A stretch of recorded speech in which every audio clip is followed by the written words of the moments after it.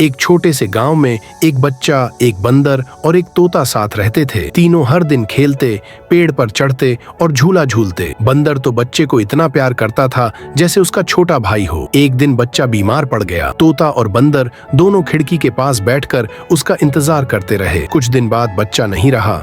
घर खाली हो गया, खिड़की बंद हो गई। तोता उड़ गया कहीं दूर, पर बंदर वहीं बैठा रहा, हर शाम उस खिड़की के पास जहां कभी उसका दोस्त हंसता था। बरसों बाद जब घर टूटा तो मलबे में उसी खिड़की के पास बंदर की मिट्टी जैसी देह मिली और उसके पास बच्चे की टूटी हुई खिलौना कार।